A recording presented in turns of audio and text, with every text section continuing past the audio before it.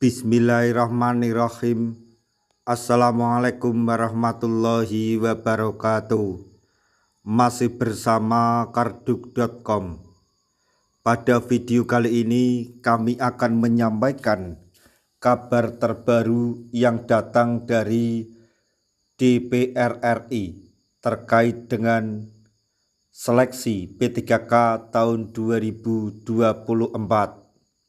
yaitu DPR RI angkat suara. Begini nasib tenaga honorer di bawah masa kerja 2 tahun setelah gagal mendaftar P3K 2024 tahap 1 dan tahap 2. Tapi sebelum kami lanjutkan, bagi rekan-rekan yang baru menemukan channel ini, tekan like dan subscribe-nya, dan juga tekan lonceng notifikasinya supaya nanti bisa mengetahui informasi terbaru terkait dengan seleksi P3K dan pengangkatan tenaga honorer menjadi ASN P3K tahun 2024. Sekarang mari kita simak dan cermati penjelasan yang ada di video ini supaya nanti tidak gagal paham. DPR RI angkat suara terkait dengan nasib tenaga honorer dengan masa kerja di bawah 2 tahun. Seperti yang diketahui, pemerintah telah berkomitmen untuk membuka seleksi P3K 2024 tahap 1 dan tahap 2 dengan persyaratan masa kerja minimal 1 tahun secara terus-menerus.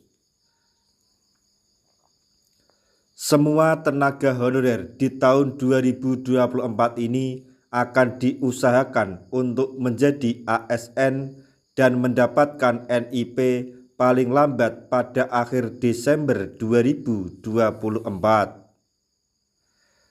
Jadi, semua tenaga honorer yang memenuhi kriteria wajib untuk mendaftar seleksi P3K 2024 tahap 1 maupun tahap 2 sesuai dengan ketentuan Menpan RB. Adanya peraturan terkait masa kerja minimal 2 tahun secara terus-menerus bagi honorer sesuai dengan Kemenpan RB nomor 347 tahun 2024, maka bagaimana nasib honorer dengan masa kerja di bawah 2 tahun? Melihat hal tersebut, Mardani Alisera selaku anggota Komisi 2 DPR RI angkat suara dan menjelaskan bahwa banyaknya tenaga honorer yang perlu diselesaikan membuat siklus pembukaan seleksi P3K akan terus berlanjut. Artinya, seleksi P3K tidak hanya dibuka pada tahun 2024 ini, namun pemerintah akan menerapkan skema pembukaan hingga tahun 2027. Siklus tersebut dilakukan untuk menyelesaikan tenaga honorer yang masih banyak, termasuk bagi yang belum memenuhi kriteria 2 tahun bekerja saat ini, sehingga tidak bisa memiliki kesempatan untuk mendaftar P3K 2024 tahap 1 maupun tahap 2. Selanjutnya, pada tahun 2029 nanti akan ada skema pengangkatan honorer yang berjalan normal setelah semua honorer sebelumnya bisa diangkat menjadi ASN.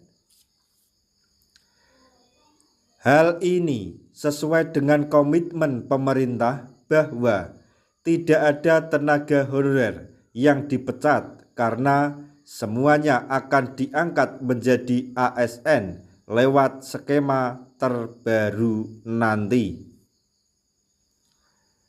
Solusi bagi tenaga honorer yang masih memiliki masa kerja di bawah 2 tahun, diusahakan tetap bekerja di instansi pemerintahan tersebut tanpa berpindah tempat. Hal tersebut menyesuaikan dengan kebijakan terbaru dari pemerintah, di mana akan ada pembukaan seleksi P3K menggunakan syarat yang sama, yaitu minimal bekerja 2 tahun secara terus-menerus di instansi pemerintah. Jadi, tidak ada pemecatan bagi tenaga honorer karena semuanya akan diangkat menjadi ASN lewat seleksi P3K yang disesuaikan dengan kebijakan dan skema terbaru dari pemerintah. Hal ini tentu menjadi angin segar bagi tenaga honorer yang memiliki masa kerja di bawah 2 tahun karena masih memiliki kesempatan untuk diangkat menjadi ASN pada periode selanjutnya.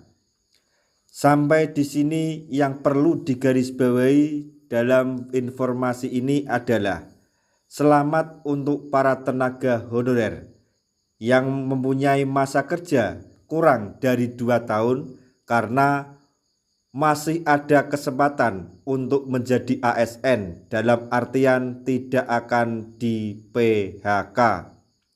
Walaupun harus bersabar menunggu untuk memenuhi 2 tahun bekerja, karena seleksi P3K tahun 2024 ini akan berlanjut ke tahun-tahun sebelumnya.